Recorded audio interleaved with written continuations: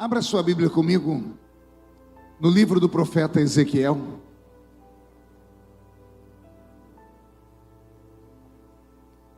Ezequiel, capítulo de número 47.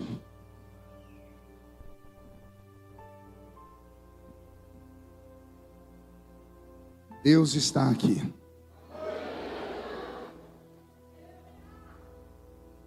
Quero agradecer ao socorro que essa igreja me deu quando eu cheguei aqui em Manaus ontem. Eu esqueci a minha bagagem.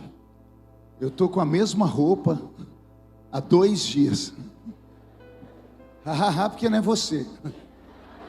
Se eu parar de pregar a camisa, levanta o braço sozinha. Ela já sabe, conhece a pregação de cor, né?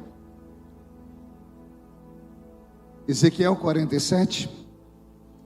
Depois disto, me fez voltar à entrada da casa, e eis que saiu mais águas de debaixo do umbral da casa para o oriente, porque a face da casa olhava para baixo, olhava para o oriente, e as águas vinham de baixo, desde a banda direita da casa, da banda do sul do altar. Ele me tirou pelo caminho da porta do norte, e me fez dar uma volta pelo caminho de fora, até a porta exterior, pelo caminho que olha para o oriente, e eis que corriam mais águas, desde a banda direita.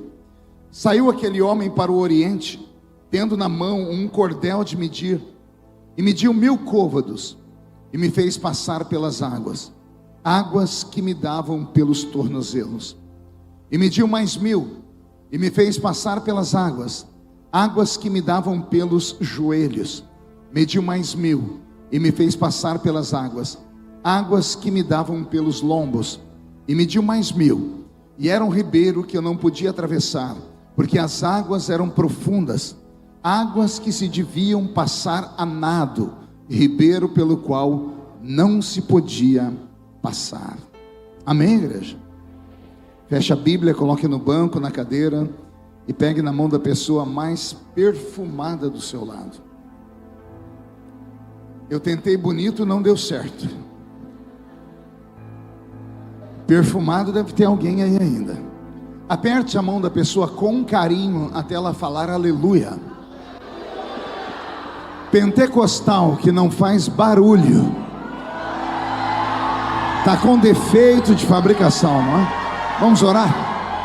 Senhor, nós te exaltamos, nós te glorificamos, e nós entendemos que dentro de alguns minutos, e mais uma vez, esta linda igreja ficará pequena para o tamanho da glória que o Senhor vai mandar do alto dos céus. Os que vieram tristes começarão a saltar de alegria, os que vieram se arrastando não voltam para casa se arrastando, hoje voltarão voando nas asas de um novo tempo. E antes que eu comece a revelar os seus mistérios, cerque este lugar com a sua presença, e num raio de 5 quilômetros, onde houver um demônio alojado, eu dou a esses demônios para desaparecerem daqui em 5 segundos, porque se não sumirem, serão queimados pelo poder da sua glória que aqui será derramada.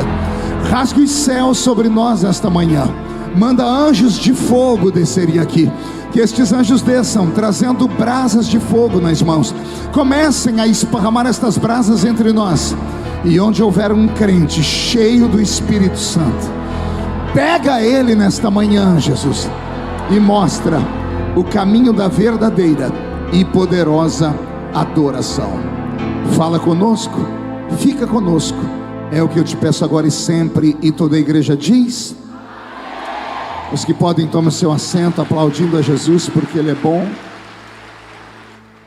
Tome seu assento.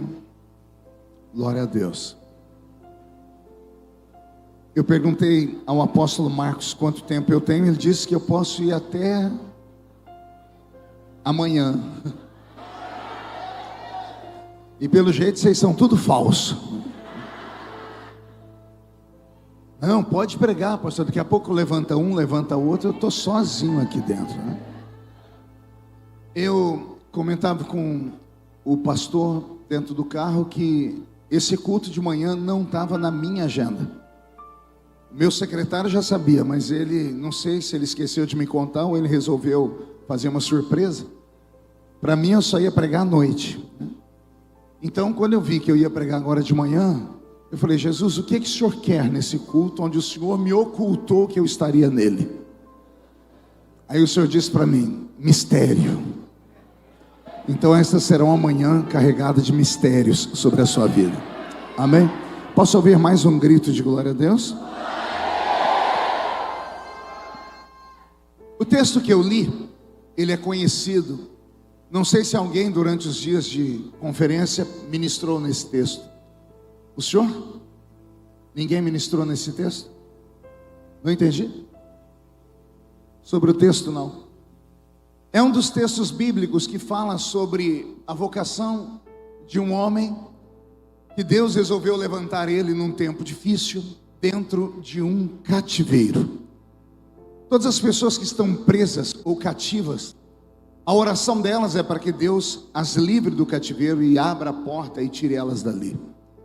Ezequiel é o profeta que vai na contramão disso, porque ele também ficou cativo, foi preso, ele orou, e ao invés de Deus falar com ele: vou te tirar do cativeiro, Deus deu a ele uma outra palavra que eu não sei como o profeta recebeu. Eu não receberia ela de maneira muito feliz.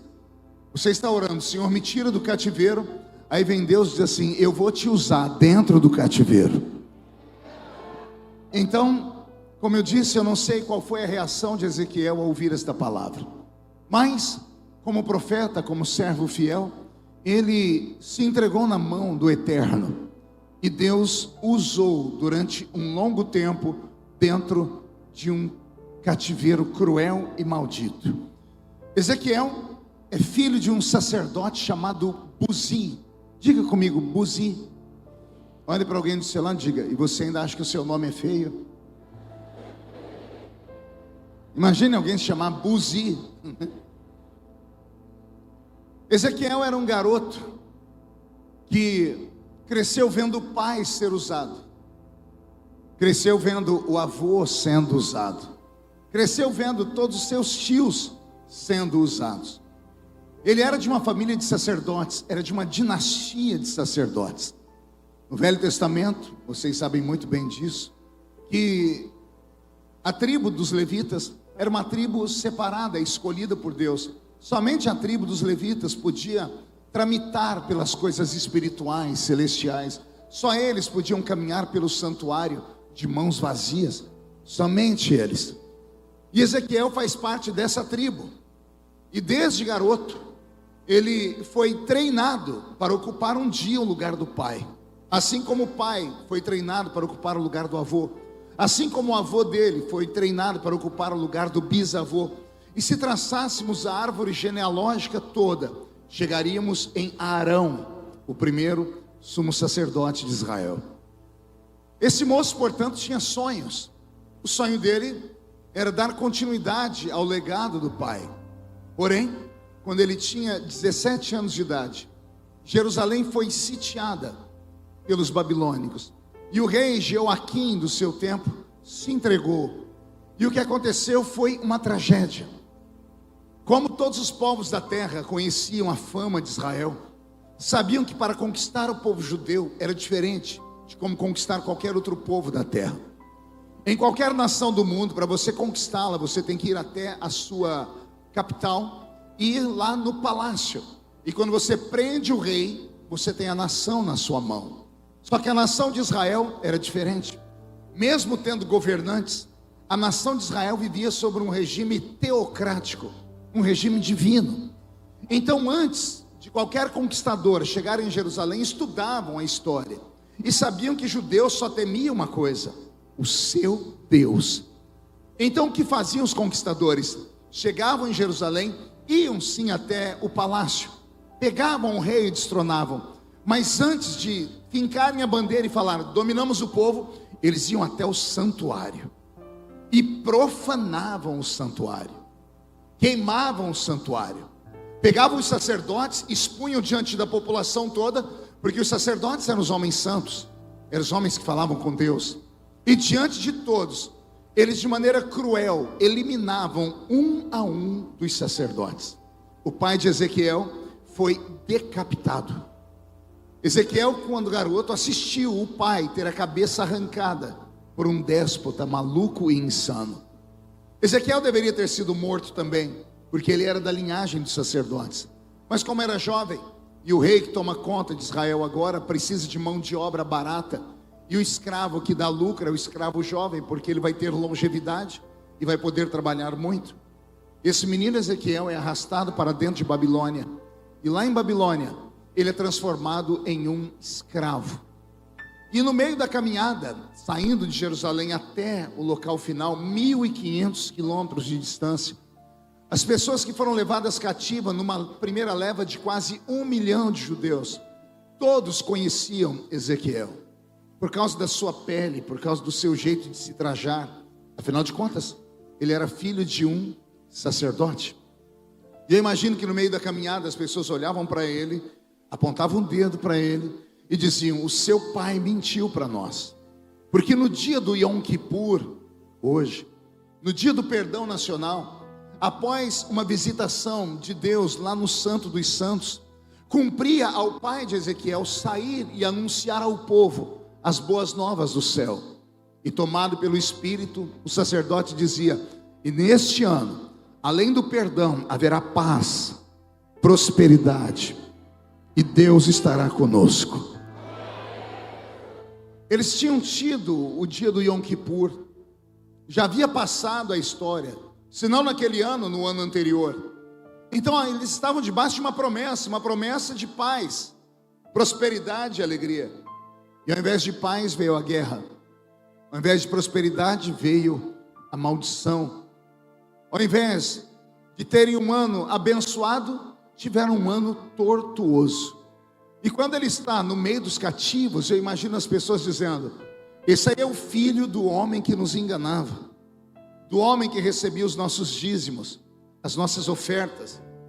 E ele disse que em troca do dízimo e da oferta teríamos prosperidade. Olha onde estamos agora, cativos, aprisionados. E por conta disso, Ezequiel entra dentro de Babilônia e ele é ignorado, ele é esquecido, ele é colocado de lado. E ele trabalha como um escravo, fazendo o trabalho de um jumento, colocando água dentro de baldes, esses baldes presos a uma canga, um mastro de madeira que ele colocava sobre os seus ombros. E todos os dias, lá em Babilônia, Ezequiel descia à beira do rio Quebar, e no rio Quebar ele pegava argila e água e levava de volta para a Babilônia. Um trabalho que levava de 14 a 16 horas por dia. Era um trabalho pesado. Os outros ainda tinham para onde ir.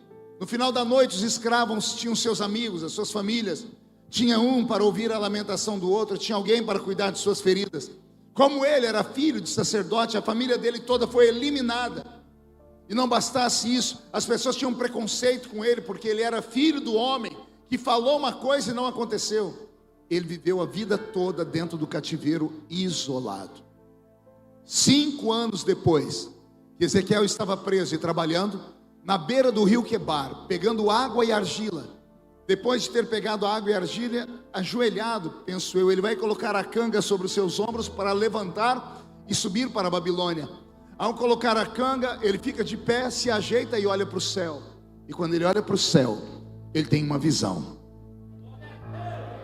Capítulo 2 do livro dele, ele disse: eu olhei para o céu e vi uma roda que girava. Eu olhei e vi uma outra roda que girava dentro da primeira roda. Eu olhei e vi os tripulantes daquela espaçonave, daquela roda em movimento. E ele detectou querubins. E em cima dos querubins ele viu uma luz muito grande. E do meio daquela luz saiu uma voz que disse para ele: Ezequiel, põe-te em pé, porque eu vou falar contigo. Fiz esse preâmbulo para te fazer lembrar de toda a história. Mude a música para mim, Roberto, e o teclado ainda está muito alto. Se puder abaixar para mim, eu agradeço um pouquinho. Aqui, no livro do profeta Ezequiel, no capítulo que eu li para vocês, no capítulo 47, nós temos um outro Ezequiel. Não é mais o Ezequiel do capítulo 1, que tinha 17 anos. Não é mais o Ezequiel do capítulo 2, onde ele tinha 22 anos, porque passaram 5 anos dentro do cativeiro, então Deus resolveu falar com ele. Lembrando que foram 5 anos de silêncio, 5 anos sem visão, 5 anos sem manifestação divina, 5 anos sem visitação angelical, 5 anos sem ver a nuvem da glória de Deus descendo sobre o povo. 5 longos anos. Depois desse ato divino, Deus vem e fala com o profeta. E nesse momento Deus o levanta, não para tirá-lo do cativeiro, mas para usá-lo dentro do cativeiro. E então ele é erguido por Deus e ele começa a profetizar para o seu povo, a injetar neles ânimo, a dizer a eles que a ira de Deus tem um limite, dizer a eles que o tempo de dor não vai durar para sempre, que vai chegar uma hora em que Deus vai mudar, e eles tinham que ter paciência, tinham que aguardar, porque eles estavam debaixo de um jugo provocado pelos seus pais, que culminou na sua geração.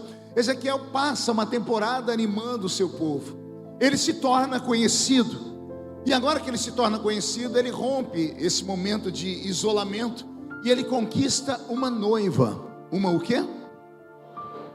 Só que como ele é um homem de visões, como ele é um homem que fala, como ele é um homem que conta os segredos de Deus, e todos a princípio acreditaram, chega um tempo na vida de Ezequiel, que nem os que estão no cativeiro acreditam mais nas suas profecias, porque eles ouvem, mas não veem o cumprimento das profecias.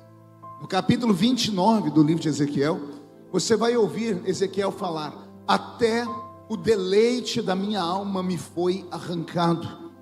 Quem era o deleite da alma dele? Ele estava falando de amor. A mulher com quem ele se enamorou não suportou ver ele falar tantas palavras positivas e nunca ver acontecer nada. Ele começou a ser chamado pelo próprio povo de Israel de falso profeta. E então ela também o abandona, e ele volta à estaca de ser um homem solitário e abandonado. Quando você lê no livro de Ezequiel, Deus falando: vou tirar o coração de pedra e vou te dar um coração de carne. Não é Deus usando a boca do profeta para falar com o povo, era Deus analisando a vida do profeta, porque Deus começou a perceber que não era só o povo que não acreditava mais, era que o próprio profeta, depois de falar tanta coisa e não ver nada acontecer, não ver mudança nenhuma, o coração dele começou a ficar duro. E o golpe de misericórdia foi a namorada dele, a noiva, abandoná-lo. Aí o coração dele se fechou.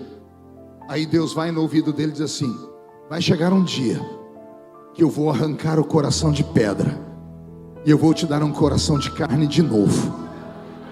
Era a maneira de Deus dizer assim: eu avivei o seu ministério no início, quando era jovem. Eu te visitei no meio do seu ministério, te dando força para profetizar. E agora você está envelhecendo. Eu te faço uma promessa, Ezequiel: eu avivarei o seu ministério antes de você morrer. Era a maneira de Deus dizer: ninguém que me serve vai passar uma temporada toda sem ver ou sem sentir a minha presença. No capítulo 47, Ezequiel tem 50 anos. Quantos anos eu disse? Deus falou com ele quando ele tinha 17. São 33 anos. 33 anos falando, sustentando aquele povo nos ombros, dizendo: acreditem, não foi ainda, mas uma hora vai acontecer, acreditem. E depois de tanto falar sobre isso, ele já não acreditava mais. Então ele teve um avivamento no início daquela comunhão dele com Deus, no meio, e agora ele está quase morrendo, está envelhecido, e não vê nada acontecer, e se cumpre a palavra do Senhor. A Bíblia diz que ele está na beira do mesmo rio, o rio Quebar, o rio onde Deus falou com ele quando ele tinha 17 anos, onde ele viu a roda de fogo, onde ele ouviu Deus dizer: fica de pé porque eu quero falar com você. Ele está na beira do mesmo rio. É de manhãzinha, ele vai pegar a canga, colocar no chão, vai pegar os baldes para fazer o que ele fazia há 33 anos, pegar água e barro. Só que de repente, quando ele está se ajeitando, ele olha para frente e aparece um homem diante dele. Só que não era mais um escravo, também não era um babilônico, era um homem diferente. era um homem de branco. Ele deve ter pensado que era somente um anjo, mas não era um anjo, era o anjo, que na nossa Bíblia recebe o nome de anjo do Senhor. Diga comigo, anjo do Senhor. Você sabe qual a diferença do anjo do Senhor para o anjo Gabriel, o arcanjo Miguel, ou o anjo mensageiro? O anjo do Senhor era o próprio Deus, que resolvia de vez em quando vir falar com um dos seus servos. Só que como ninguém podia ver Deus, porque se visse a face de Deus morria, Deus se metamorfoseava em anjo. Chamamos isso em teologia de teofania. Teofania era Deus não se diminuindo, mas se transformando num ser que pudesse estar ao lado do homem sem que o homem fosse fulminado ou morto. Então Deus se manifestava em forma de anjo, o anjo do Senhor. Tem algumas manifestações desse anjo na Bíblia. Lembram de Gideão? Quando ele estava malhando o trigo no lagar e aparecia um anjo. Aquele anjo não era um anjo comum, era o próprio Jesus que estava ali. Como o senhor sabe? Porque a Bíblia diz que Gideão falou para ele esperar, e ele foi buscar sacrifícios. E quando Gideão trouxe bolo, azeite, colocou diante do anjo, aquele anjo sacou um cajado. A Bíblia diz que o anjo pegou um cajado, apontou para o sacrifício, e o sacrifício foi consumido. E quando Gideão olhou, o anjo não estava mais ali, tinha ido para o céu. Ora, no céu só tem um que tem cajado na mão. Para ele Davi escreveu o Salmo 23. Só usa cajado quem é pastor, e no céu só tem um pastor. O Senhor é o meu pastor e nada me faltará. Anjo não recebe sacrifício, e este anjo de Gideão recebeu o sacrifício. Portanto, não era um anjo comum, era o anjo do Senhor, era o próprio Deus em forma de anjo na terra. Então existem manifestações do anjo do Senhor. Quem vai aparecer para Ezequiel agora na beira do rio Quebar é o próprio Senhor. Só que ele vem diante de Ezequiel trazendo na mão um cordel de medir. E o homem olha para Ezequiel, que passou a vida toda, 33 anos na beira do rio. Diga comigo, 33 anos na beira do rio, trabalhando no rio, pegando água no rio, pegando barro no rio, mas sem nunca entrar no rio. E aí vem Deus, olha para o seu servo que está envelhecido por fora e por dentro, o coração está de pedra. E o Senhor olha para ele que trabalhou e lutou e perdeu o deleite da sua alma, viu a morte dos seus pais. E o Senhor veio agora trazer um presente para Ezequiel. Disse: Ezequiel, eu vim aqui para mudar a sua vida. Eu vim aqui para te mostrar que eu sou Deus, que quando eu levanto alguém, sustento essa pessoa, que eu não abandono essa pessoa, ainda que a pessoa se sinta sozinha. Eu às vezes, Ezequiel, fecho os meus lábios, mas eu nunca fecho os meus olhos. Eu fecho a minha boca, mas não fecho os meus ouvidos. Ainda que você não tenha me visto, eu te via todos os dias. Ainda que você não tenha me ouvido, eu ouvi você todos os dias. E eu não vou deixar você terminar desse jeito, não. Eu vim aqui para mudar a sua vida. E o que é que o Senhor vai fazer comigo? Ezequiel, está vendo esse rio? Sim. Você está há 33 anos me servindo e o coração endureceu. A esperança demorada enfraquece o coração. Você aguardou uma promessa se cumprir e a promessa não se cumpriu no tempo que você queria. Então você está seco. Você está vivendo no meio de um deserto. Mesmo estando na beira de um rio, os seus pés estão trincados, o seu ouvido está tomado de poeira, os seus olhos estão vermelhos, porque no deserto só tem areia e poeira. Você já não fala mais como antes, porque no meio do deserto a tempestade de areia entra na sua garganta, ressecou tudo, você está ressecado. Então eu vim aqui para te dizer que quem é o dono deste rio aqui não é o imperador de Babilônia. Eu sou o dono dessas águas. Você ficou do lado dela, observando, imaginando como era o frescor dela, com desejo de tomar um banho nessas águas, mas nunca fez. Por quê? Porque você é um escravo. Mas eu, o dono do mundo, venho à sua frente e te convido: entra comigo nessas águas, Ezequiel. Beto, mude a música. Quando Deus diz para ele: entra nas águas, o próprio Deus anda dentro das águas, e ele começa a medir com o cordel, e mediu 1000 côvados. 1000 côvados vai de 45 centímetros a 50 centímetros cada um. Depende, o côvado hebreu tem um tamanho, o côvado egípcio tem outro tamanho, o côvado babilônico também é outro tamanho. Vamos arredondar para 50 centímetros, porque vai de 45, 47 a 50. 1000 côvados, 500 metros. E o Senhor anda dentro das águas, e vai com um cordel de medir. E quando ele mede 1000 côvados, está Deus dentro das águas, dizendo: Ezequiel, vem. E Ezequiel tem dificuldade de entrar nas águas. Pergunte por quê. Só falo se todo mundo perguntar. Uma coisa é você entrar numa piscina onde você enxerga o fundo dela. Outra coisa é você entrar em águas escuras. Vocês aqui do estado do Amazonas sabem o que é isso. Você chegar num lugar, ver que tem uma água, você não sabe o que tem lá de baixo. Você não sabe a profundidade que está lá embaixo. Então Deus viu que Ezequiel não tinha coragem de entrar naquelas águas, mesmo tendo estado do lado delas há 33 anos, porque ele desconhecia aquelas águas. Então o próprio Deus mapeia. Ele entra, e na medida que Deus vai entrando, vai ficando aquele rastro de água, como quando passa um barco, deixando aquele rastro. E o Senhor diz: confia em mim, pode andar, ande nos meus passos. E Ezequiel foi andando nos passos do Senhor. E quando ele pisa naquelas águas, eu imagino o frescor subindo pelo corpo. Pela primeira vez, ele está entrando dentro das águas, águas nas quais ele trabalhou a vida toda. Ele falou sobre as águas, ele comentou sobre as águas, ele levou essas águas para a Babilônia, mas ele nunca tinha entrado dentro dessas águas. Chegou o dia dele experimentar as águas. É mais ou menos o que Deus quer fazer conosco nesta manhã. Pergunte: como, pastor?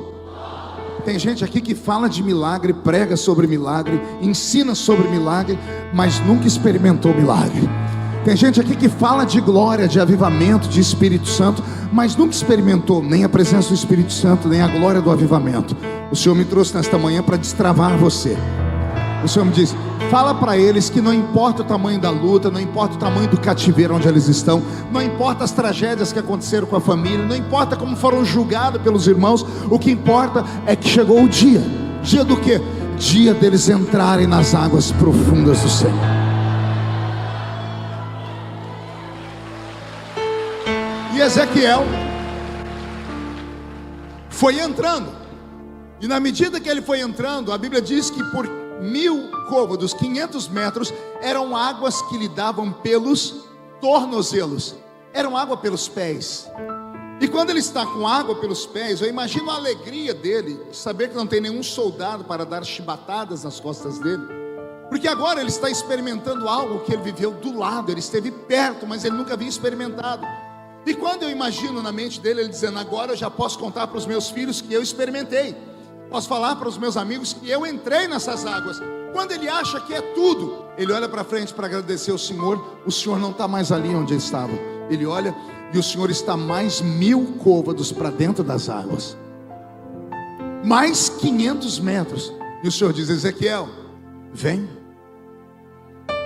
Mas Senhor, já está bom, já experimentei as águas. Ezequiel, o que eu tenho para você, para te revelar, é mais profundo. Vem. Tenho medo dessas águas. Não tenho, eu deixei o meu rastro. Segue o meu rastro. E Ezequiel vai entrando nas águas. E quando ele chega lá onde o Senhor está, a Bíblia diz que eram águas que lhe davam pelos joelhos. Quando ele está com água pelos joelhos, ele percebe que ele está preso.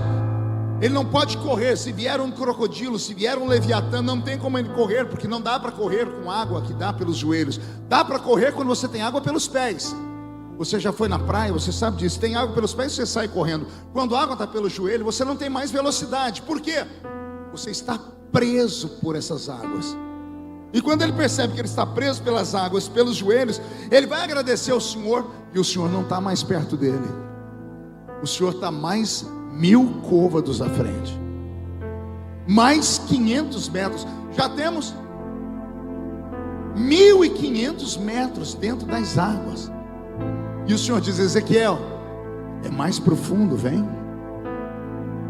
E Ezequiel vai nos passos do Senhor. E quando ele anda até onde o Senhor está, É Ele quem vai dizer. E agora não eram águas mais pelos pés nem pelos joelhos, eram águas que me davam pelos lombos. Ele estava com águas por aqui. Eu acredito que somente a cabeça de Ezequiel ficou para fora do rio. E agora que ele está com a cabeça para fora, eu imagino ele falando consigo mesmo: eu estou tomado, eu estou possuído por essas águas. Agora não tem condição de andar nem rápido nem devagar. Estou com águas por aqui, dependendo das ondas das águas, eu vou ser levado para onde elas me levarem. Eu não tenho mais domínio próprio, não tenho mais controle. E geralmente quem entra em águas profundas, alguém aqui já nadou?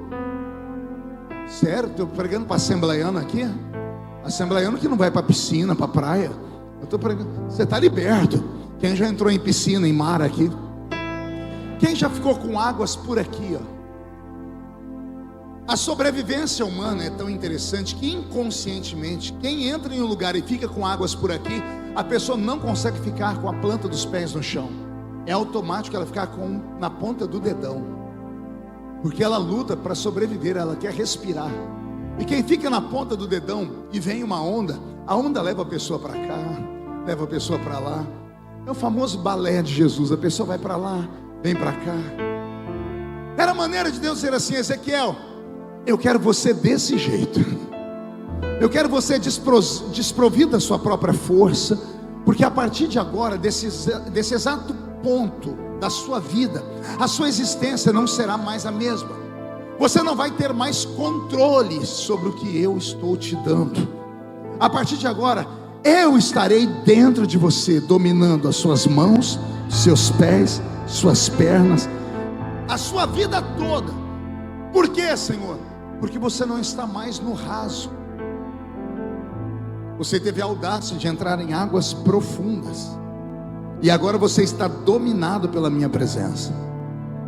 Imagina Ezequiel falando: obrigado, Senhor, porque agora eu estou vendo, eu não consigo mais nem ver meu corpo, agora eu só vejo águas. E quando ele olha para frente para agradecer o Senhor, cadê o Senhor? Ele olhou e disse que o anjo mediu mais 1000 côvados e chegou a 2000 metros de distância da margem do rio, 2 quilômetros. E o Senhor disse: Ezequiel, o que eu tenho para você é mais profundo, vem. E Ezequiel agora tem que tomar uma decisão. Pergunte qual? Voltar para trás, porque agora ele vai sentir medo de verdade. Porque o que Deus está mandando ele fazer é tirar o pé do chão, é sair da zona de conforto, é não entender mais onde você vai pisar. Ezequiel disse: as águas eram profundas agora, águas que não davam para passar andando, eram águas onde eu tinha que mergulhar, águas onde eu tinha que me entregar. E a última parte do corpo de Ezequiel que estava para fora vai ser possuído pelas águas, que é a sua cabeça. E Ezequiel mergulha. E ele mergulha em águas profundas. E daí em diante, o Senhor Deus manda um recado para ele: quem é meu por completo. Quem é meu não pode ser só meu pelos pés, não pode ser só meu pelos joelhos, nem pelos lombos. Quem quer me conhecer de verdade tem que mergulhar nas minhas águas, ainda que elas sejam misteriosas e escuras. É preciso acreditar e confiar. E agora que Ezequiel mergulha, a Bíblia não diz, digo eu, Ezequiel não conseguiu achar o fundo do rio. Ele mergulhou muito, mas não conseguiu tocar o fundo daquele rio. Este rio, nesta história de Ezequiel, ele é uma metáfora. É uma metáfora do conhecimento de Deus. É uma metáfora da comunhão com Deus.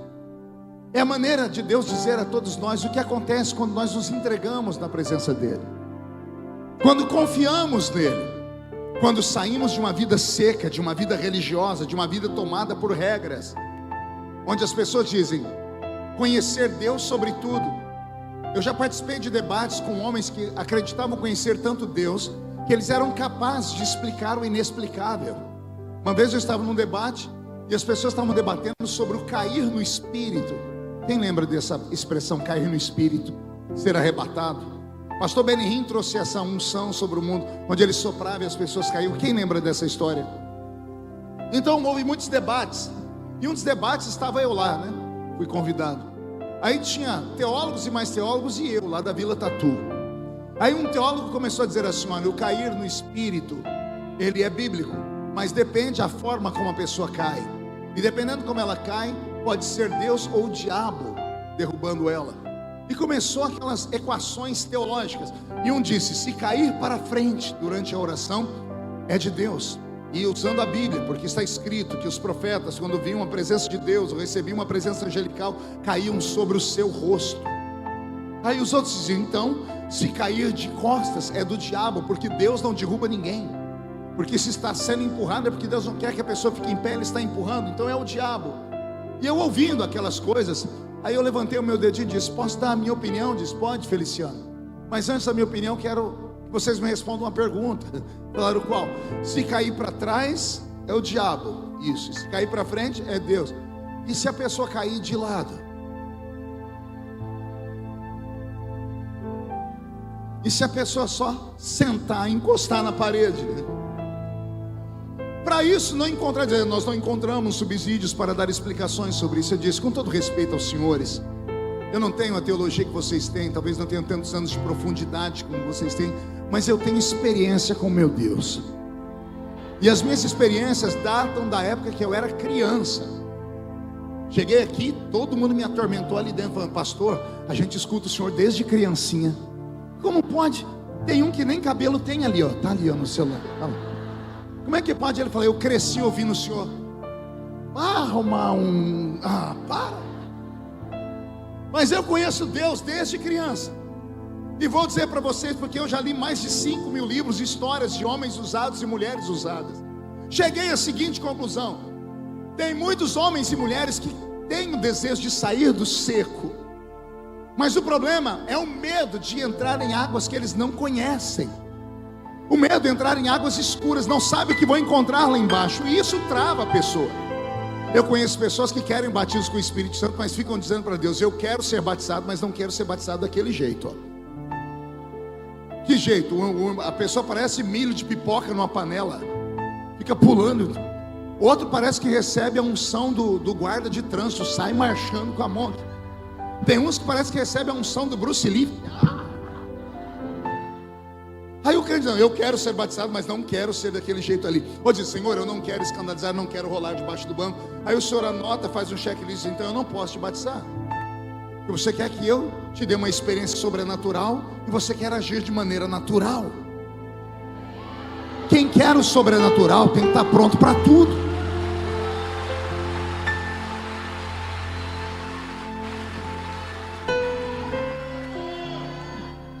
Sair do seco e entrar nas águas, primeiro você tem que ter determinação e acreditar. E quando você entra em águas escuras, águas que vão ficando profundas com a medida que você está dentro delas, é natural que as pessoas comecem a te olhar com outros olhos. É natural te chamarem de fanático, santarrão, desequilibrado, beato de igreja, e por aí vai. Fanático é o último. É natural, por quê? Porque os naturais não compreendem as coisas do Espírito. E quem é natural? O natural é aquele que está olhando: olha, é bonito, eu acredito nisso, isso existe, mas nunca experimentou. Ele fica na zona de conforto, aqui na beira do rio. Então ele só vai falar tudo que ele conhece, é do que ele ouviu ou do que ele leu. Ele nunca experimentou. O dia que você experimentar, com todo respeito, eu sei que aqui todo mundo é canela de fogo, mas deve ter um geladão aí do seu lado. Deve ter aquele tipo de crente que quando você senta perto dele no culto, você tem angústia. Você está vendo ele entrando na igreja, você fica orando: não deixa, Senhor, não deixa. Senhor, ele está vindo, Senhor, não deixa, não deixa, não deixa. Aí quando você viu, já era. A criatura sentou do seu lado. Se você permanecer do lado dessa criatura aí mais 5 minutos, é perigoso você pegar um resfriado. De tão gelada que é a criatura. Ela é crente, ela acredita, ela anda com a Bíblia, ela tem cara de crente, jeito de crente, ela fala sobre milagres. Mas quando você fala, como é que você busca os milagres, como você vai conhecer o sobrenatural, essa pessoa diz, não, isso não é para mim.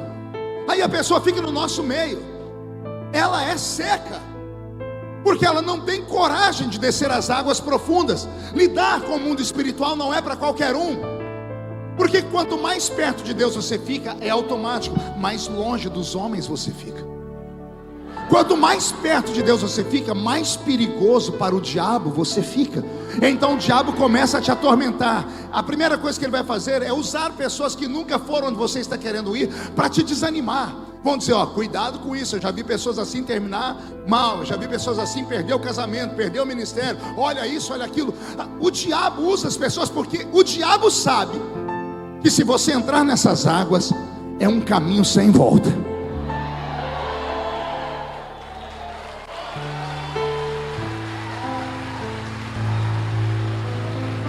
É um caminho sem volta.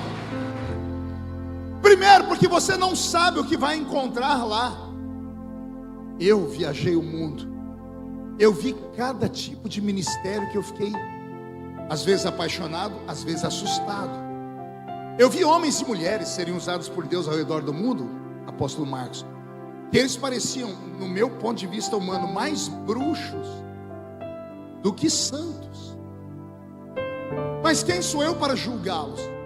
Porque aí quando você senta com eles, eles começam a contar como foi que receberam os talentos, como foi que receberam os dons, e fica incompreensível, porque o nível deles é tão distante do nosso, porque nós não saímos da nossa zona de conforto. Eu conheço um apóstolo americano, na verdade é um brasileiro que mora na América, que ele foi capa do jornal New York Times, porque todos os órgãos de controle de estação avisaram que naquele ano haveria a pior nevasca da história do estado de Massachusetts, principalmente na região da Grande Boston. E como tinha muitos brasileiros imigrantes naquela época lá naquele lugar, e os imigrantes só fazem um trabalho pesado, e a maioria do trabalho pesado é externo, esse pessoal ia ficar sem trabalhar por meses, e não iam ter o que comer. E foram falar com esse apóstolo. Esse apóstolo falou assim, pois esse ano não vai nevar. E disseram, como o senhor sabe disso? Porque eu vou entrar na brecha. E ele jejuou 40 dias. Tem o livro dele, tem a foto do dia que ele começou o jejum e do dia que ele terminou o jejum. Do dia que ele terminou o jejum, ele parecia uma caveira. Ele estava só pele e osso, quase morrendo. 40 dias de jejum. E o Senhor falava com ele como ele ia quebrando o jejum a gotas d'água nos últimos dias, para voltar a uma vida normal. Não vai nevar. Eu esqueci como é que chama esses meteorologistas falando, vai vir a neve, vai vir a neve. Somente a cidade de Somerville compraram quase 2 toneladas de sal para jogar nas ruas, para derreter a neve. E o pastor dizendo, não vai nevar. Nevou na região inteira, dos lados para lá. Na cidade onde os brasileiros estavam, não caiu um floco de neve.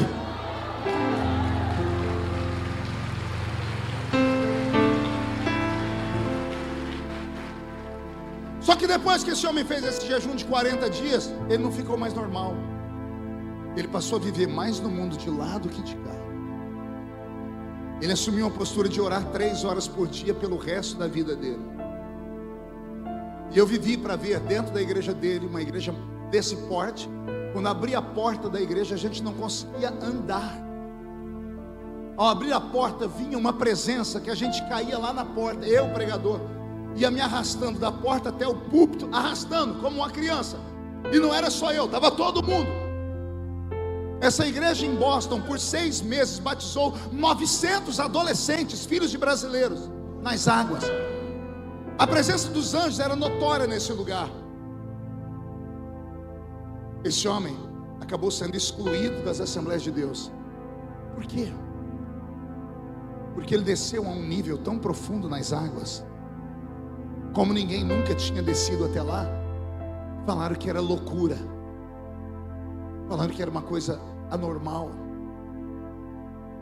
Todos os grandes homens da nossa geração, eu vivi para conhecer o pastor Benny Hinn, todos eles foram alvejados por críticas e tiros espirituais.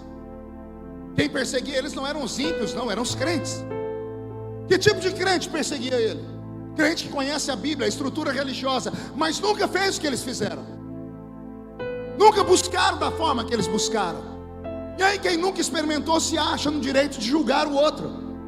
De vez em quando você pega um pastor ou outro conhecido, famoso, dando risada do movimento pentecostal, dizendo: ai, esse aí está voando, daqui a pouco vai faltar anjo no céu, porque na oração dele ele chama os anjos para baixo. A minha oração já foi alvo de críticas. Vocês conseguem imaginar isso? Porque quando eu orava no início, eu não orava pedindo anjos de fogo, eu pedia 8 serafins. Se pegar minhas mensagens antigas, vocês vão ver isso. Pastor, de onde o senhor tirou isso? Eu estava na África. Eu fui para a África como um menino. Me convidaram para pregar. Eu não entendia nada de batalha espiritual. O assembleiano não se mete com essas coisas. E eu fui apenas para mais uma cruzada. Quando eu cheguei no aeroporto de Angola, isso há 28 anos atrás, quando eu estava na fila da imigração, um homem aqui atrás de mim, um africano de quase 2 metros de altura, terno, gravata, pastinha de executivo, era um executivo do país. Eu estou na frente para ser atendido, ele bateu no meu ombro. Quando eu olhei para trás, o homem tinha aparência de homem, mas os olhos dele não tinham olhos, eram 2 bolas brancas. Ele falou com uma voz gutural, uma voz pesada. Ele disse para mim: o que você veio fazer na minha terra? Aqui eu mando. Até a entrada dali da imigração, você está protegido. Quando você entrar dentro do meu território, eu vou te matar. Eu não entendi nada. Quando eu fui falar com ele, ele piscou, ele voltou, os olhos dele ficou normal. Eu não estava falando com um homem, era uma entidade. Mas eu nunca estudei sobre isso. Eu pisei dentro do país, atravessei a imigração. A irmã Ceci, uma empresária portuguesa que foi quem me levou, ela me tirou dali. Eu dentro do carro comecei a passar mal. Fui para o apartamento dela, me tranquei no quarto. Um espírito de loucura tomou conta da minha mente. Eu bati a cabeça na parede. Eu fiquei 4 dias sem comer. Eu ia dormir e sentia gente dormindo do meu lado. Ela foi enchendo o apartamento dela de gente de oração que conhecia esse mundo. Eu não conhecia esse mundo. Eu não estava preparado para isso. No 4º dia, quando eu já estava desfalecendo, onde eu já via, eu comecei a ver coisas dentro do quarto. E para mim era porque eu não estava comendo, eu não sentia fome. Depois do 3º dia de jejum, você perde a fome. Eu estava mais no outro mundo do que desse. Eu dobrei meu joelho e o Senhor falou comigo: faça esta oração. E o Senhor falou no meu ouvido: 8 serafins. O Senhor disse: olha os 4 cantos do quarto. Eu olhei e disse: peça para que eu coloque 2 em cada canto desse quarto. E quando eu falei: Senhor, mande 8 serafins, 2 naquele canto, 2 nesse, 2 nesse e 2 nesse. Quando eu terminei de fazer isso, explodiu algo dentro do quarto, um barulho que quase tremeu o apartamento. O quarto foi tomado por uma fumaça, mas era uma fumaça fedida. Depois eu descobri o tal do enxofre. Eu fiquei todo arrepiado, consegui levantar, botei a mão na maçaneta da porta. Quando eu abri, os irmãos estavam na porta olhando. O que foi que aconteceu? Eu disse: está cheio de fumaça. Uma irmã entrou orando em línguas e disse: o diabo foi embora, o Senhor te fortaleceu.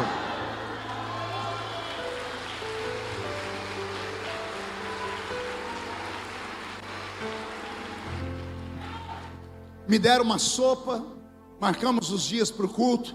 O primeiro culto foi numa Assembleia de Deus em Macolus, ficava a 100 metros dali, dava para ir a pé.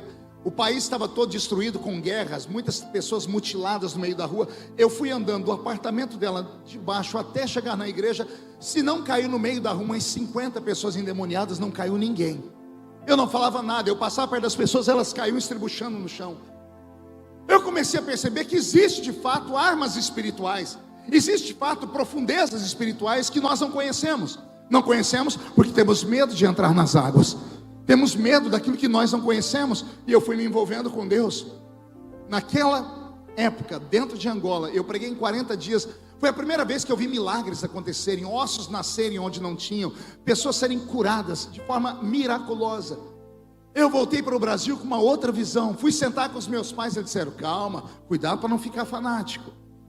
Comecei a fazer as minhas orações por onde eu ia. Senhor, manda anjos ali, anjos aqui. Eu fui chamado pelos pastores mais conhecidos desse Brasil. Me lembro como se fosse hoje em São Paulo, num shopping. Marcaram comigo uma reunião numa sala fechada e disseram: olha, você tem que parar de ficar pedindo anjo na sua oração.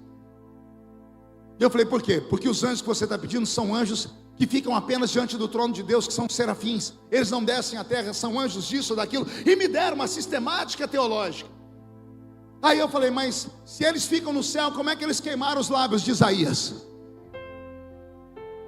Está escrito que Isaías, no ano em que morreu o rei Uzias, eu vi o Senhor assentado no alto e sublime trono. Os anjos voavam acima do trono de Deus. E eu disse, eis que estou perecendo porque os meus lábios são impuros. E o Senhor enviou um serafim que pegou com uma tenaz uma brasa de fogo do altar e queimou os meus lábios.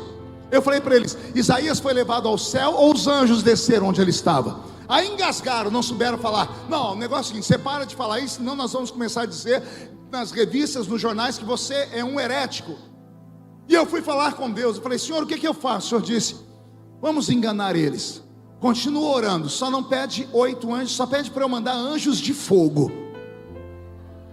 E por quê? Porque a palavra seraf significa aquele que arde em fogo.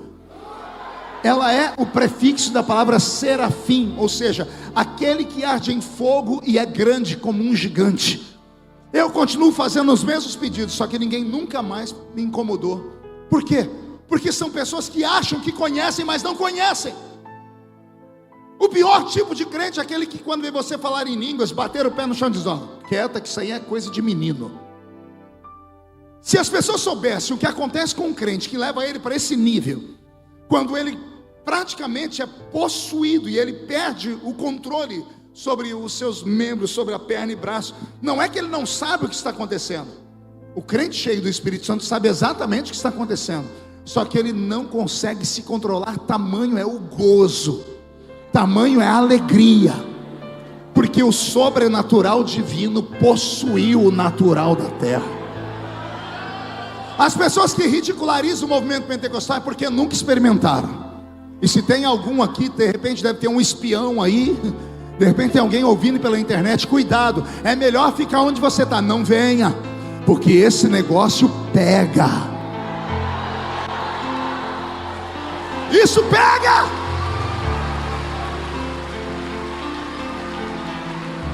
Fica na tua. Continua aí com essa sua religiãozinha barata, com a sua religiosidade, com a sua cartilha. Continua aí sendo esse crente sorveteriano. E não tem nada a ver com crente presbiteriano. Eu disse sorveteriano. Pode ser de qualquer igreja. Aqui dentro tem uns sorveterianos. Dentro da Assembleia de Deus, onde eu pastorei, tem alguns também. São pessoas que estão conosco, gostam da nossa liturgia, gostam da nossa filosofia, mas não têm coragem de buscar. Ou buscaram e não alcançaram, desistiram, achando que isso era uma mentira. Não é mentira. O céu está aberto sobre nós. A penúltima vez que eu estive aqui em Manaus, eu dei um ensinamento dizendo que o culto começa aqui na terra, mas ele não termina na terra. Os crentes conseguem entrar na igreja, mas nem todos entram no culto, porque para entrar no culto você tem que entrar em uma outra dimensão. E como é que eu entro nessa dimensão? Você precisa ser cheio do Espírito Santo. Paulo diz, quando vocês se ajuntam, e uns têm salmos, louvores, e outros têm testemunho, palavra ungida, e louvor ungido, vai tirando o crente da terra. O culto começa aqui, mas ele vai subindo, e aí o crente chega nas regiões celestiais. E quando você atinge o nível das regiões celestiais, aí o invisível passa a ser real para você. Pastor, mas isso é muito louco. É claro que é louco. Quem disse que a fé pentecostal é uma fé normal? Os normais não tem nem coragem de parar para me ouvir, só me escuta quem é doido. Tem algum doido aqui? Então o doidinho que está aí, por favor, levante a mão direita para o céu. Agarra o ombro do outro que está do seu lado, doidinho. Chacoalha ele até ele ficar irritado. E diga, ô seu doido, Jesus te trouxe para essa conferência com a proposta de você ficar mais doido. Só que para ficar mais doido você tem que descer as águas. Chega de andar, está na hora de nadar, está na hora de nadar, está na hora de ir às profundezas.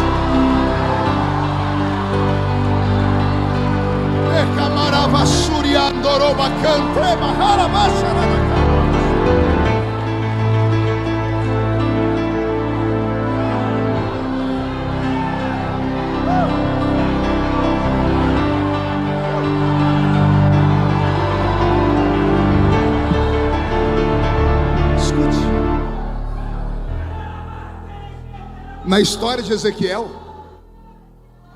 nós vamos ver que Deus faz a parte dele, Ezequiel tem que fazer a dele. Deus não agarra a mão de Ezequiel e leva ele à força para dentro do rio. Deus não obriga ele, Deus sugere. É mais profundo, quer vir? É você que tem que vencer os seus medos. É você que tem que saber onde você quer chegar. É você que tem que saber o que é que você quer da vida. O mundo espiritual é como uma escola. Você começa no jardim de infância e vai subindo. Tem alguns que ficam felizes em terminar o primeiro grau, amém? Mas tem outros que se esforçam e vão para o segundo grau. Tem gente que no segundo grau diz, já aprendi. Mas tem gente que diz assim, eu quero fazer a faculdade, a universidade. Aí tem gente que se forma e diz, tá bom, mas tem gente que diz, não, eu quero fazer uma pós-graduação. Conhecer Deus é em níveis. Eu, na minha geração, consegui ter um pouquinho de fôlego a mais do que os meus companheiros. E como eu tive mais fôlego, eu desci mais fundo. E como eu desci mais fundo, eu vi e recebi mais do que outros. Mas eu estou para te dizer uma coisa. Mesmo eu tendo conseguido respirar profundo e entrando nessas águas, eu não consegui tocar o fundo. Vou falar de novo. Tem coisas que Deus não deu a ninguém ainda. Olha o que Deus deu ao apóstolo René. Ele não é normal, é um homem, é um ponto fora da curva. Por quê? Ele prendeu o fôlego e mergulhou. Ele foi onde outros não foram. Olha que equação interessante. Quem vai onde o outro não foi, vê o que o outro não viu. Entendeu? É essa a proposta de Deus nessa conferência para você. O Senhor está dizendo, eu tenho tudo aqui para te dar, mas você tem que vir buscar. Você quer que eu leve aí na sua mão? Você quer ser usado por Deus levando uma vida torta? Você quer ser usado por Deus guardando esses pecadinhos de estimação que você tem? Você não abre mão da sua série da Netflix. Você não abre mão do seu TikTok. Você não abre mão da sua cervejinha. Você não abre mão de comer demais, porque comer demais também é pecado. Você não abre mão das suas regalias. Você quer o céu, mas não quer se soltar da terra. Não vai receber nunca. Por quê? Porque o que não custa nada não vale nada. Aprenda, no reino, a única coisa gratuita que se recebe do céu chama-se salvação. E é de graça para nós, porque o preço pago não tinha ouro nem prata que comprasse. Por derramamento do sangue de Jesus, um imaculado na cruz. Nenhum de nós poderíamos ser salvos por vontade própria, por isso que ele morreu na cruz. Se houvesse qualquer coisa que o homem pudesse fazer para ser salvo, Jesus não teria morrido na cruz. Não é porque a pessoa ora 25 horas com um grão de milho aqui debaixo do joelho que ele vai ser salvo. Não é porque a pessoa sobe o monte, desce o monte, porque ela jejua. A salvação não é por obras, para que ninguém dela se glorie. A salvação é um presente, amém? A única coisa que vem do céu de graça chama-se salvação. O que sair da salvação no reino tem preço. Vou falar de novo. Todos aqui são salvos. Você ganhou de presente, amém? A salvação é o que você precisa para ir para o céu. Você já está salvo, ponto final. A questão é, o que você quer fazer até chegar a sua ida para o céu, aqui na terra? Porque o que você tem é para você, e foi te dado de graça. Não, pastor, eu quero levar mais alguém comigo para o céu. Aí você tem que começar a pagar um preço para receber. Se você quer dons, tem que pagar o preço para receber. Aquele que pede, aquele que procura. Se bate a porta, agora você não pede, não procura e não bate a porta. Chega aqui, cruza as pernas, fica olhando o pregador com essa cara feia, parecendo que foi batizado num pote de vinagre. Achou que eu não ia falar? vem para um culto, numa conferência, não sente uma emoçãozinha, fica me olhando com esse olho seco, parecendo olho de sapo que morreu no dia de enchente. Aí vem para uma proposta pentecostal num culto de barulho e fica aí com essa boca travada, essa boca de aço, essa língua de ferro, esse queixo de concreto.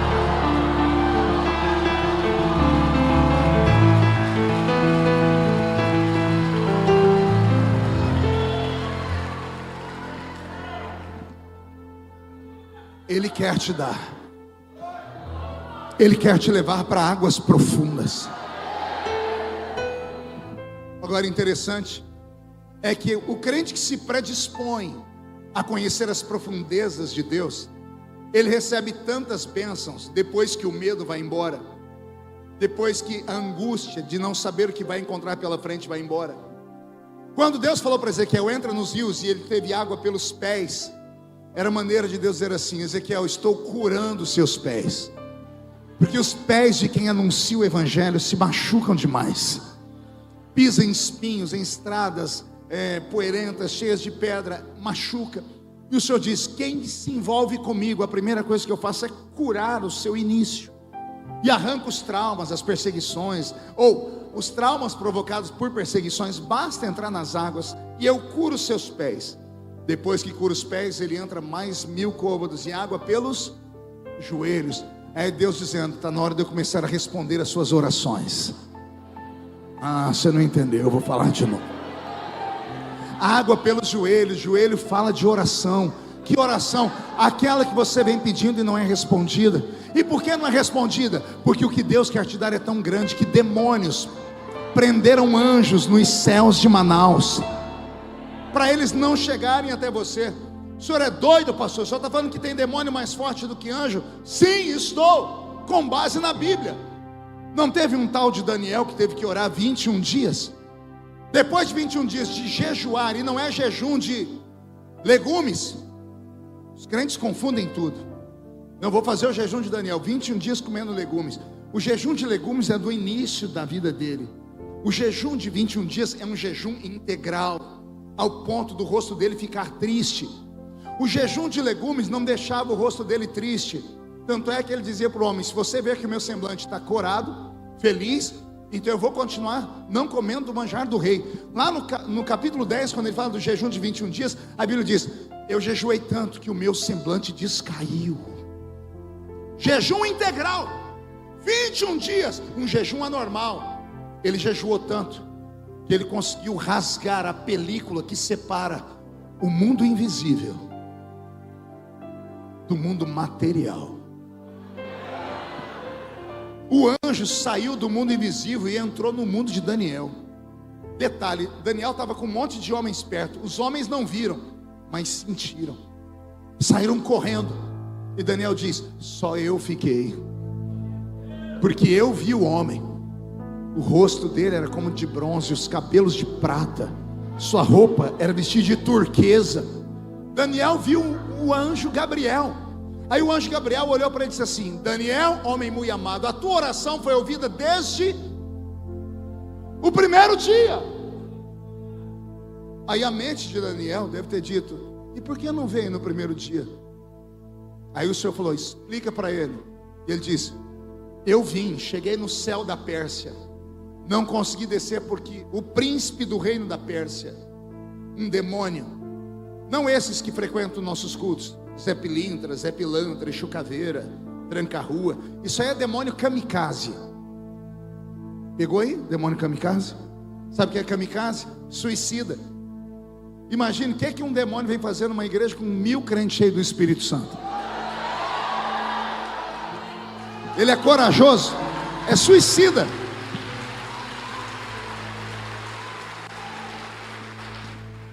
São anjos caídos, tão derrotados, que não querem mais ficar aqui. Só a igreja pode amarrá-los e mandá-los pro limbo, aguardar o julgamento. Então eles entram aqui para a gente amarrar eles e mandar para lá. O demônio que amarrou Gabriel era um principado, era uma hoste da maldade das regiões celestiais. O mundo invisível existe. Para alguns é loucura. Alguns vão dizer que isso é coisa de gente fanático. desequilibrado ou doido, mas não é. O Senhor nesta manhã quer destravar o céu sobre a sua vida, porque o crente pentecostal raiz,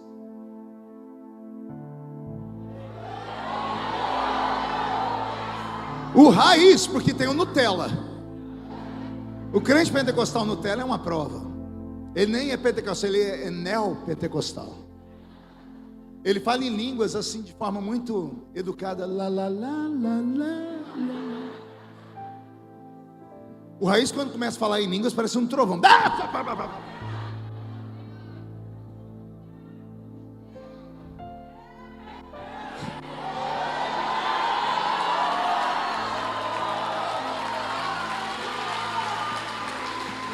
Ai, Jesus.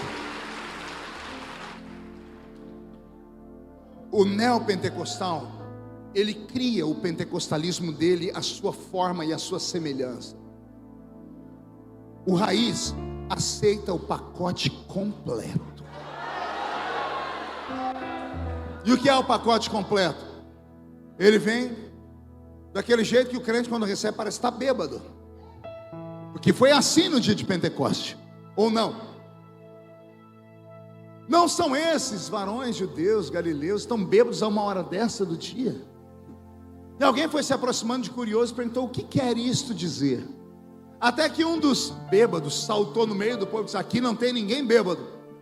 O que está acontecendo aqui é o que foi predito pelo profeta Joel, que disse que nos últimos dias Deus derramaria do seu espírito sobre toda a carne. Vossos filhos e vossas filhas profetizarão, vossos jovens terão visões, os vossos velhos terão sonhos. Naqueles dias, diz o Senhor, eu vou avivar o que está perto e o que está longe. Enviarei do meu espírito sobre os servos e sobre as servas, ou seja, não tem nível social. Naqueles dias a lua se escurecerá e o sol se converterá em sangue, ou ao contrário, o sol se escurecerá e a nuvem se converterá em sangue, e chegará o poderoso e estrondoso dia do Senhor. Se você quer conhecer Deus, se você quer uma vida profunda, você não pode colocar limites. Pastor, e como é que eu faço para não me tornar um fanático? Vai crescendo na graça, oração, jejum, monte, sobrenatural, mas vai crescendo no conhecimento. Entendeu? Você pode pular, entrar no mistério, mas mostre para as pessoas que você tem equilíbrio e é uma pessoa inteligente. De que forma, pastor? Estou eu aqui, eu pulo, grito, faço o que for nos púlpitos, e no meio de semana você me vê lá naquela CPMI do demônio. Quem acompanha aquela porcaria lá? Você vê a minha forma. As pessoas falam: como é que o senhor aguenta naquela paz? Presença do Espírito Santo. Não o dom eu uso aqui. Lá eu uso o fruto do Espírito: domínio próprio, equilíbrio, mansidão. Pastor, eu não tenho isso, porque você não desceu as águas profundas. O Senhor vai responder as suas orações se você entrar no rio com água pelos joelhos, mas de repente Ezequiel está com água pelos lombos. Diga lombos. Mão direita para o céu. Um carinho no lombo do seu irmão, um carinho nos lombos dele. Faz um carinho, diga: ó, que lindo. Jesus vai te levar nas águas profundas, e Ele vai curar os seus lombos, porque aqui você já tomou tanto chicote, tanta punhalada nas costas, tanto abraço de tamanduá, tanto abraço de urso. Quem vai descendo nas águas profundas não se importa mais com o que tem aqui na superfície. Você começa a entrar em um outro nível. Deus quer te levar para um outro nível. Você veio andando para a conferência, Deus quer que você volte voando para sua casa. Voando.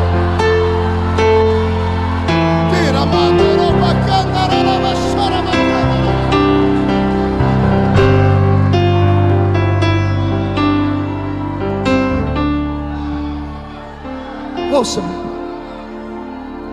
para o crente que só fica na beira do rio, para o religioso que observa as águas, admira as águas, mas não tem coragem de experimentá-las. Na mente dele, Deus trabalha com forma. O crente que entrou dentro das águas, na mente dele, Deus trabalha com formas. Anotou aí? Formas. Formas. O que é uma forma? É algo que modela. Eu viajei quase 100 países do mundo. No Brasil, mais de 4.000 cidades eu já preguei. E como eu sou das antigas, que nem sempre a gente ficava em hotel, ficava na casa dos irmãos, e sempre tinha uma janta, um almoço, sobremesa de crente, chama pudim. É no mundo inteiro. Olha lá, a apóstola fez assim. Eu já comi pudim de tudo quanto é sabor.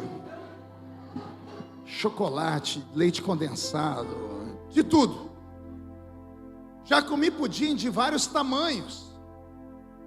Mas o formato do pudim é igual no mundo inteiro. Qual é o formato do pudim? Redondo com um buraco no meio. Por quê? Porque ele é feito em uma forma. O crente que não mergulhou nas águas acha que Deus trabalha com forma. Todo mundo tem que ser igual. Todo mundo tem que ser medido pela mesma régua. Todo mundo tem que caminhar como todo mundo, como gado. Isso é para o crente que não conhece as revelações de Deus. Porque o meu Deus não trabalha com forma. Ele trabalha com formas.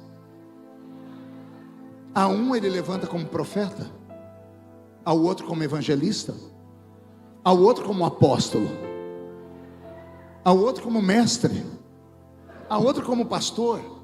Ele tem formas. Eu vi pessoas curarem enfermos ao redor do mundo, impondo as mãos, colocando lenço. E na África eu assisti um culto uma vez que eu quase fiquei escandalizado, porque o irmão que curava, o pastor que estava pregando, ele curava colocando o pé. Ele colocava a mão, não acontecia nada. Aí ele tinha que encostar o pé na pessoa. Hoje viraria piada de TikTok. Mas ele recebeu uma unção nos pés. Quem explica? Não tem explicação. Há uns 20 anos atrás eu estava no sul do Brasil, no Rio Grande do Sul. E um irmão assembleiano, advogado, doutor Luciano, o pai dele era pastor-presidente de um campo das Assembleias de Deus. E nós falando sobre as coisas sobrenaturais que eu já tinha visto, ele falou: tem uma família aqui em Porto Alegre que ela é esquisita. O senhor quer ir lá para ver? Eu falei: quero. Eu gosto, sou curioso. Domingo de manhã terminei de pregar na escola, na manhã missionária, entrei no carro dele e fomos lá para a casa dessa família. Olha o que eu vi. Cheguei numa casa de madeira, porque o sul tem muitas casas de madeira, e ele bateu a porta, saiu uma irmã bem tradicional, aquelas crentes antigamente, coque na cabeça, vestido lá no pé. Ele disse: olha, esse aqui é o pastor Marcos Feliciano. Ah, nós ouvimos falar dele lá dos Gideões, que bom, a gente pode tirar uma foto? Falei: pode, né? Aí me levaram para dentro da casa.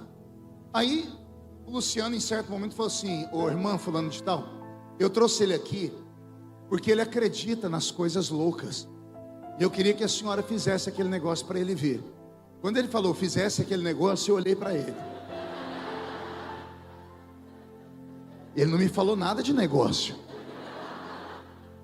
A irmã falou: pois bem. Ela foi para um quarto, chamou as filhas e os genros que moravam dos lados, ali é tudo casa perto. 10 minutos a família toda estava reunida. A mulher, o esposo, 3 filhos de 1,98 m cada um e as noras. Aí na sala da casa, não tinha televisão nem nada, tinha uma mesinha de centro.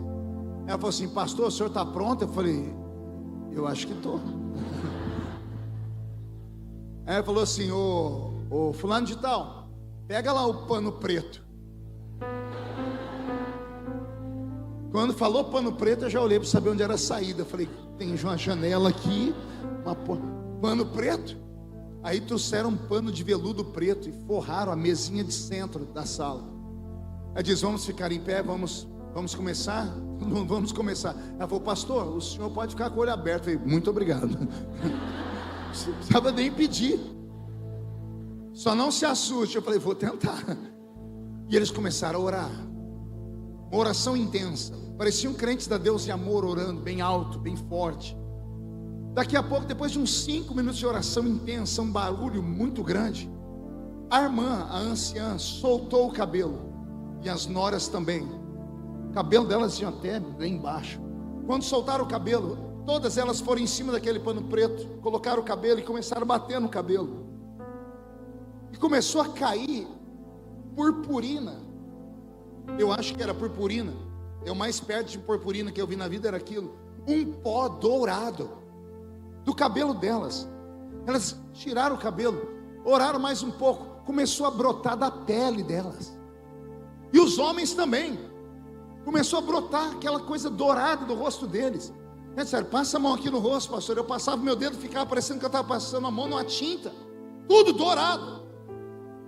O pano se encheu daquele pó dourado. Terminaram de orar, oraram em línguas.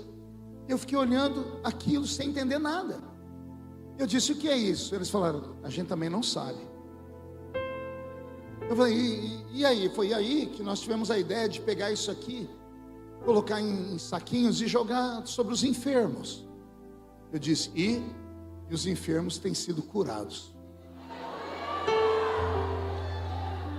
No fundo da casa eles tinham uma capelinha para umas 30 pessoas, uma igrejinha feita de madeira deles. O que era o púlpito, eles tinham um alçapão, eles abriram o alçapão e lá dentro tinha vidrinhos de óleo, todo amarrados com fita. Eles disseram, olha aqui pastor, esse aqui nós colocamos essa semana, era um vidrinho óleo amarelo. Esses aqui já está aqui há tantos dias. O que estava há 40 dias, ela falou, olha, pega esse pastor, está há 40 dias. Lá dentro o óleo mudou de cor, ficou vermelho e apareceu o mesmo pó lá dentro, só que era um pó vermelho, dourado. Eu disse, como vocês colocaram? Eu disse, a gente não coloca pastor, a gente ora e acontece isso. Falei, e esse óleo? A gente dá para as pessoas que querem ser curadas. O senhor quer levar um? Disse, me dá um vidro desse aí. Eu nunca tinha visto isso.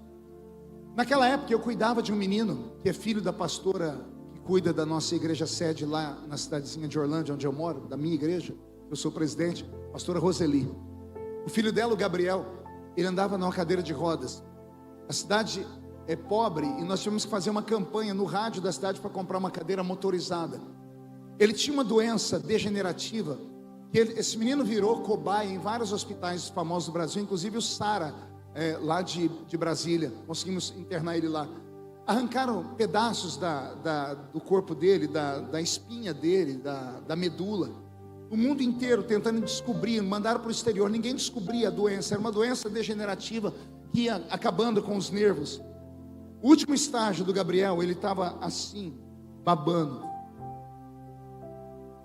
E eu gastava tudo o que eu ganhava na itinerância com a família, porque eu tinha feito um propósito. Já ia para 2 ou 3 anos. Eu cheguei na casa deles no dia seguinte da viagem. Falei, pastora, a senhora me deixa ungir o Gabriel? Disse, deixa, mas só eu e ele.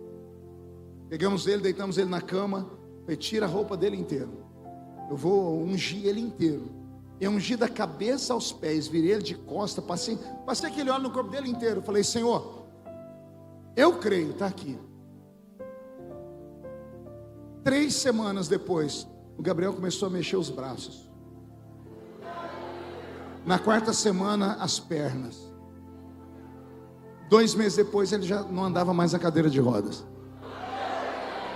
O Gabriel hoje prega pelo mundo inteiro.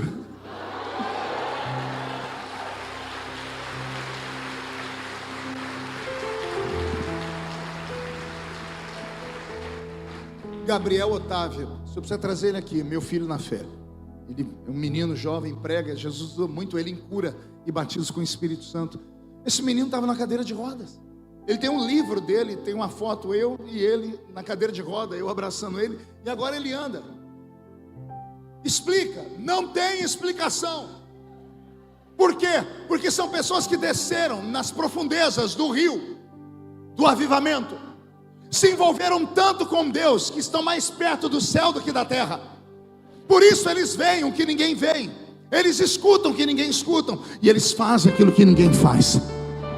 Agora, detalhe: todos esses seres humanos são feitos da mesma matéria que você, carne e osso, cheios de defeitos e pecados.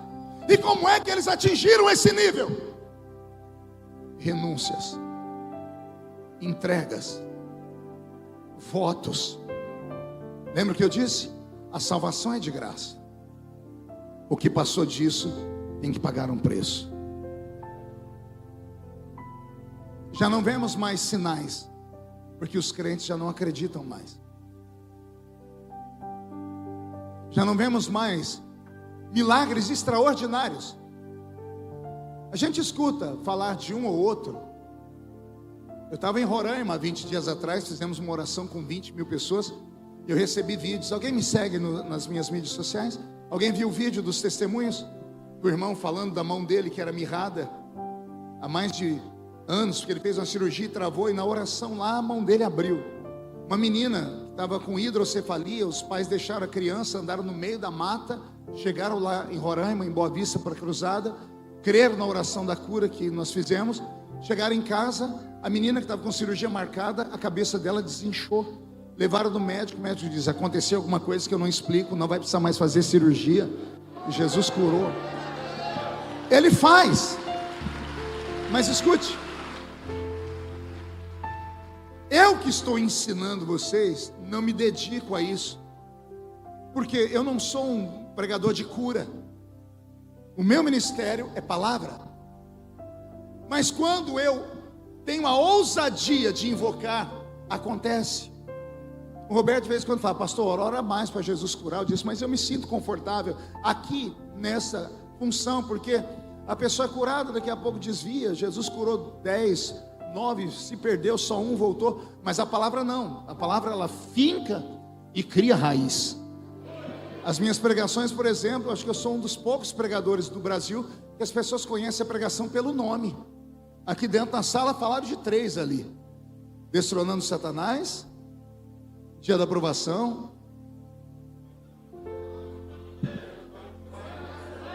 Está aí, os crentes sabem pelo nome. Então Deus me deu esse ministério. Tenta lembrar de outros pregadores. Por que comigo isso? É um talento, é um dom. Eu mergulhei nas águas e achei esse dom e me apossei dele. Mas os outros dons estão abertos para todos. Só que não é de qualquer jeito. Até o ímpio, que é sensitivo, quando erra o caminho, ao invés de vir para uma igreja, vai para um terreiro, vai para um centro de feitiçaria, ele desenvolve os talentos dele, pedindo e se sacrificando para um espírito. Eles fazem cabeça, rapam a cabeça, eles comem carne em estado de putrefação, eles bebem sangue, eles ficam 30 dias sem tomar banho, e quando vão tomar banho, tomam banho em fezes de animais e urina. Já ouviram falar disso? Compra o livro do Edir Macedo, Guias, Caboclos, Guias e Orixás, Deuses ou Demônios. Tem fotos de como acontece o passamento de uma vida normal para a pessoa se tornar um babalorixá, um pai dessas coisas. O ímpio tem coragem. O ímpio vai nas águas sujas e mergulha nelas, porque eles querem o dom. Aí o crente quer o dom, mas nem lê a Bíblia. Ele quer o dom, mas faz uma oraçãozinha de 5 minutos, já levanta: ai, que dor no joelho. Não consegue jejuar um dia inteiro. Eu tentei jejuar, mas quebrei o jejum porque eu chupei uma bala. Estava indo bem até que eu tomei aquela xícara de café. Quebrei o jejum. Não, infeliz, você não quebrou o jejum com a xícara de café nem com a bala. Você quebrou o jejum quando você esqueceu que você estava jejuando. Se jejum é sacrifício, como é que você esquece que você está sacrificando? Se você está esquecendo, porque não está tendo sacrifício nenhum, então não tem validade nenhuma. Nós não temos o treinamento para entendermos das armas espirituais. Deus quer dar. E se Ele me trouxe nessa manhã, num culto que eu nem sabia que ia ter, para falar de profundidade, e Ele me deu esta palavra que eu não havia preparado, é porque tem alguém aqui que Ele quer arrastar para o fundo do rio. Alguém quer? Fica de pé comigo.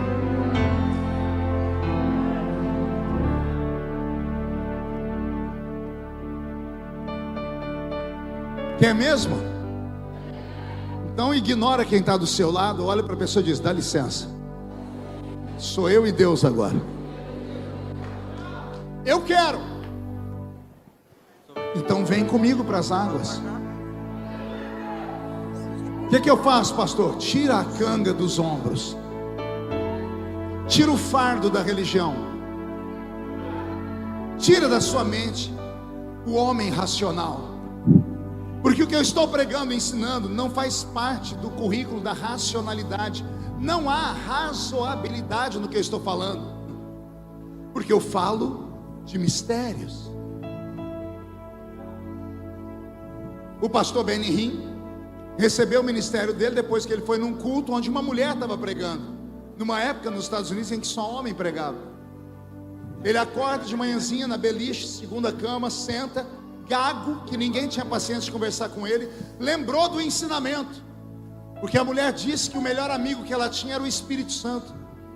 Ele sentou na cama e antes de pular ele disse: vamos ver se funciona. E disse: good morning, Holy Spirit. Bom dia, Espírito Santo. Ele não sentiu nada. Aí ele pulou da cama. Quando ele pulou da cama, ele disse que o corpo dele foi envolvido em algo que ele não sabia explicar, e ele ficou caído no chão por 8 horas. Ele tentava levantar e o quarto estava cheio de uma glória, uma unção. Ele se levantou dali curado, para se transformar no maior evangelista da nossa geração. Billy Graham tinha 8 anos de idade quando levaram ele na ilha de Martha's Vineyard, nos Estados Unidos. Levaram ele na casa de John Wesley, numa casa que John Wesley tinha lá na ilha. E a professora mostrou no chão onde John Wesley orava. A madeira era afundada, 2 buracos afundados na madeira pelo joelho do Wesley. Wesley tinha 1,5 metro de altura. John Wesley calçava o que seria no Brasil número 33. Parecia uma criança desse tamanho. Se você for em Londres, e eu profetizo que você vai, lembra do que eu estou dizendo? Que procura saber onde é o museu de John Wesley. Tem a igreja dele e tem o museu do lado da igreja dele. Vá no museu e peça para a moça te mostrar a roupa de John Wesley. Tem uma prateleira, uma roupa de um homem desse tamanho, sapatinho assim, um homem de 1,5 metro de altura. Sobre ele escreveu uma das rainhas da Inglaterra, dizendo: eu tenho mais medo de John Wesley ajoelhado do que o império da França inteiro de pé. Não entendeu, né? Vou falar de novo. A rainha da Inglaterra disse sobre John Wesley: eu tenho mais medo desse Wesley ajoelhado orando do que do exército francês inteiro de pé. A professora contou essa história e ela disse no final: Deus está procurando um novo John Wesley. As crianças saíram para passear, foram para o piquenique. Na hora de entrar no ônibus, fizeram a contagem, faltou um menino. Correram pela ilha toda e uma professora lembrou do quarto. O nome do menino era William. E quando chegou lá no quarto, ela abriu a porta, não viu ninguém. Quando ela foi fechar, ela escutou um gemido. Ela abriu a porta, seguiu o gemido.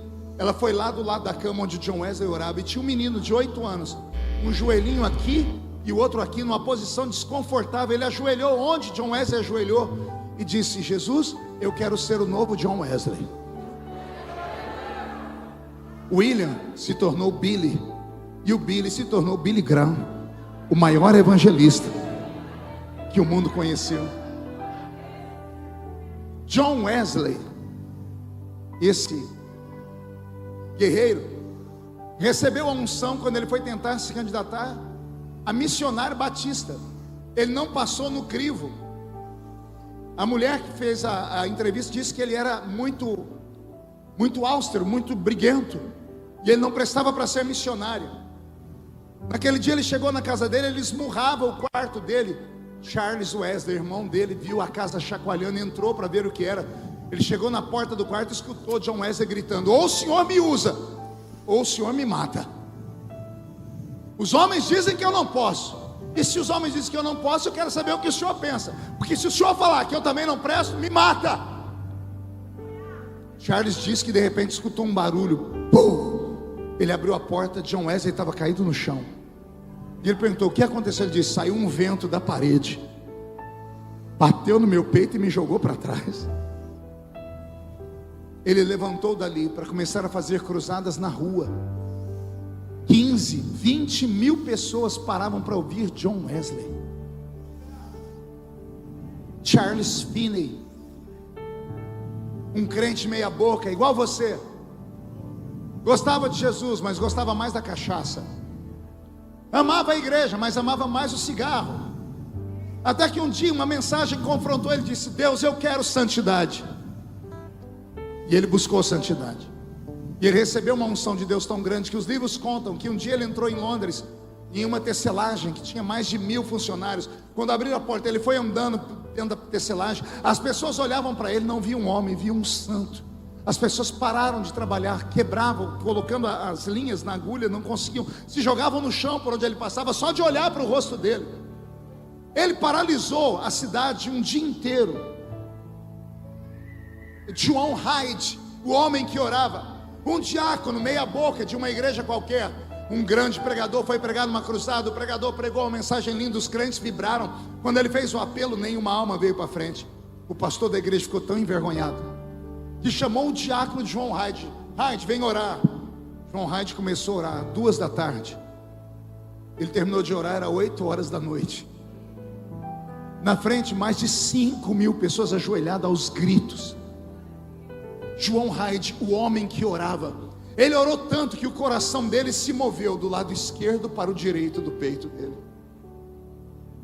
Smith Wigglesworth, o homem que durante o ministério dele viu 40 mortos ressuscitarem. Escutou aí? 40 mortos vieram à vida. Quem era Smith Wigglesworth? Motorista da esposa dele, porque a esposa dele era pastora, pregadora, pregava e o céu descia. Depois de 20 anos dirigindo para a esposa, um dia ela adoeceu, e ela falou: você vai me representar? Ele disse: não, eu não prego disso. Homem, você me vê pregar há 20 anos, você não sabe pregar, pois você vai dar um jeito, vai explicar para os irmãos que eu não pude, você vai me representar. E ele foi, chegou lá, os irmãos disseram: olha, a pregadora não pode vir, mandou o esposo, vamos ouvir ele. Ele disse: irmãos, minha mulher mandou eu vir pregar, eu não sei muito bem o que fazer. Quando ele está falando, entrou uma mulher pela porta com uma criança morta nos braços. Foi até o púlpito e disse: minha filha está morta, vocês pregam que Jesus ressuscita? Ele disse assim: ó, pregar eu não sei pregar, mas todas as vezes que a minha mulher prega, eu oro por ela. Orar eu sei, me dá a criança aqui. Naquele dia, Jesus ressuscitou a menina. Eu poderia falar do apóstolo dos pés sangrentos. Eu poderia falar com vocês sobre David Yang-Shu, famoso pastor Paul Yang-Shu, na grande guerra entre as Coreias do Sul e do Norte, começando a construir uma igreja para 10 mil pessoas. Não tendo dinheiro, ele subiu no 6º andar para se jogar e se matar. Quando ele disse: Deus, eu vou me matar, e entra pela porta da igreja um monte de irmã coreana, levando numa bandeja o cabelo delas. Elas tosaram o cabelo e disseram: pastor, nós trouxemos o nosso cabelo de oferta. E quando ele viu aquilo, o Senhor disse: com esses cabelos eu vou te dar uma graça de fé. O templo de Paul Yang-Shu, vocês conhecem, o Derry está lá sempre, o apóstolo René. Tudo começou assim. O que é que esses homens têm que você não tem, que eu não tenho? Eles tiveram um antes e um depois. Todos eles mergulharam nas águas. Quer mergulhar comigo? Feche seus olhos.